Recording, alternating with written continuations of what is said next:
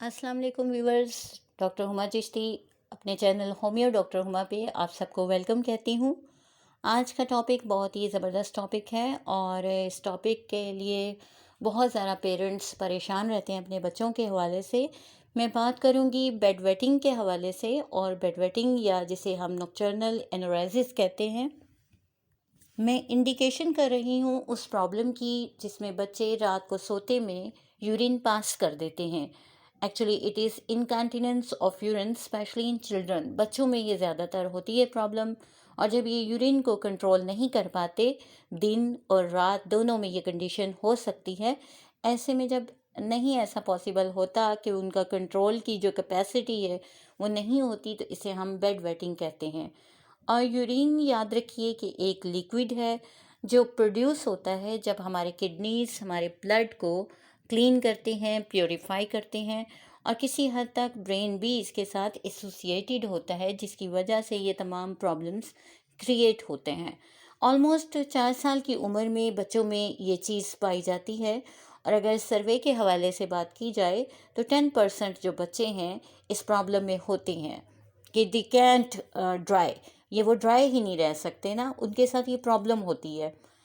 5 million बच्चे इस problem में का शिकार हैं पूरी दुनिया के हवाले से। हम जब बात करते हैं तो उस हवाले से आपको ये बताती चलूँ।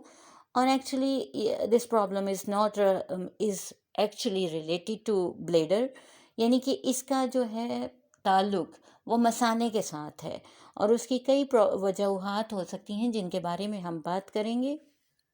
मोस्टली मेल चाइल्ड जो होते हैं वो इस प्रॉब्लम को ज़्यादा फेस करते हैं।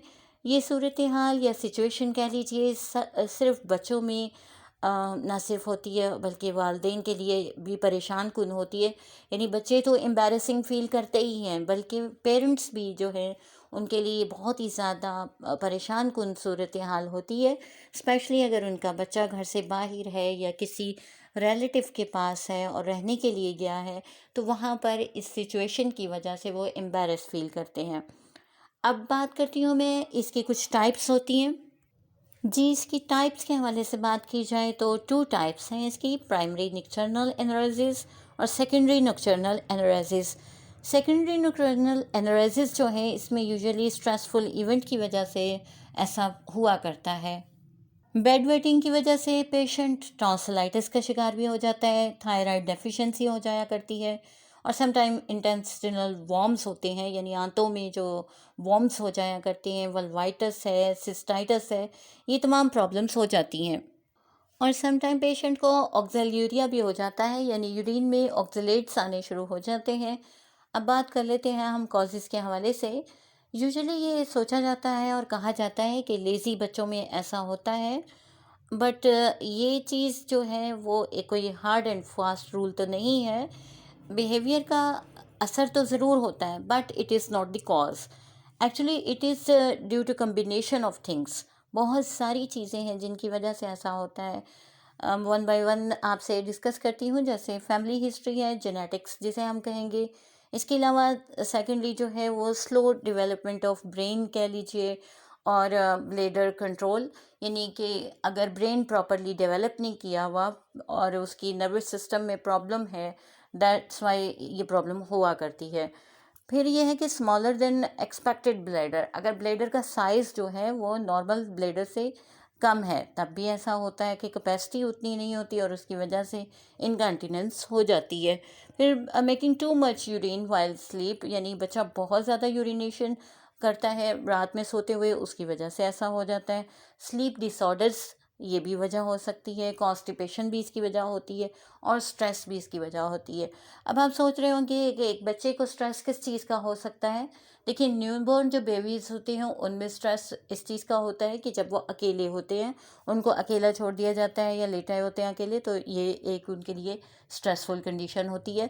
इसी तरह अगर बच्चे जो न्यू स्कूल गोइंग बच्चे होते हैं, उनको स्कूल में जाते हुए अकेले जब जाना पड़ता है, ये चीज़ भी उनके लिए स्ट्रेसफुल होती है। और सेम टाइम ये होता है कोई एक्सीडेंट भी ऐसी कॉज हो सकता है, कोई इवेंट ऐसा जिसकी वजह से कोई ट्रॉमा ऐसा कि स्ट्रेस ब्रेन पे आ जाता है और उसकी वजह से इनकंटिनेंस ऑफ यूरिन का शिकार हो जाती है पेशेंट।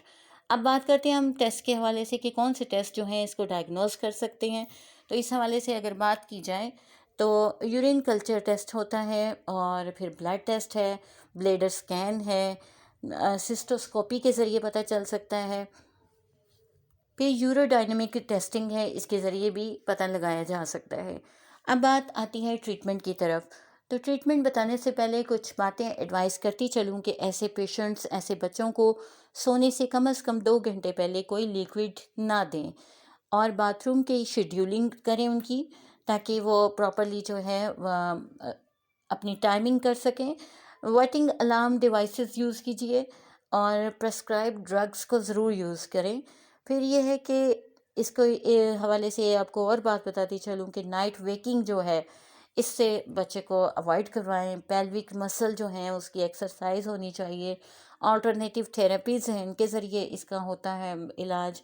और लिक्विड और फूड जो है वो टाइम से पहले, सोने से पहले रोक दीजिए। ये चीज़ें अहम हैं।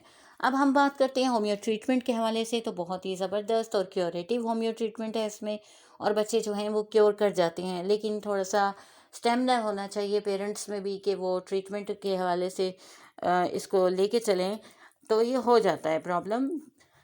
अच्छा, अब इस हवाले से बहुत सारी मेडिसिन है हमारी, जैसे हमारी पल्सा मेडिसिन है।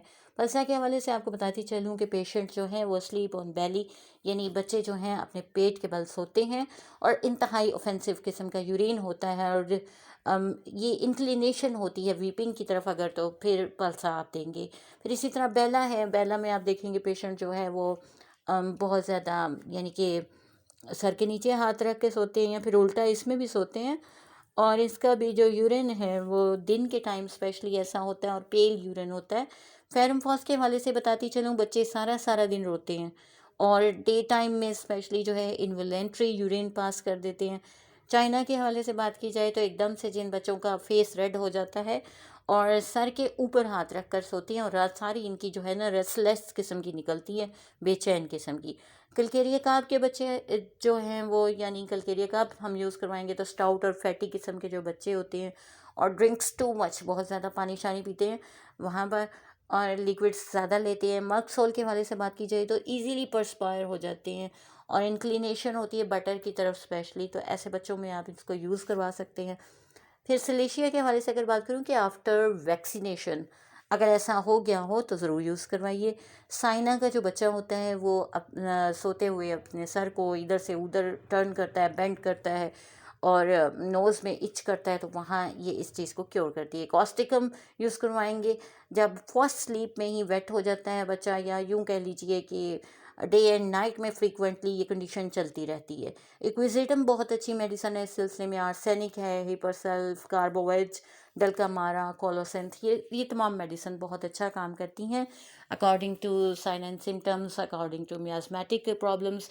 हम इसको डील करते हैं तो ये परमानेंट बेसिस पे ठीक हो जाया करता है। आज के लिए इतना ही। किसी नेक्स्ट टॉपिक तक के लिए इजाज़त चाहूँगी, लेकिन इससे पहले रिक्वेस्ट है कि चैनल को सब्सक्राइब कर दीजिए और लाइक करना ना भूलिए। कमेंट सेक्शन में अपनी राय का इजहार ज़रूर कीजिए, और सबसे अहम बात कि सेल्फ मेडिकेशन से परहेज़ कीजिए, अपने करीबी डॉक्टर से रुजू कीजिए। Thank you so much.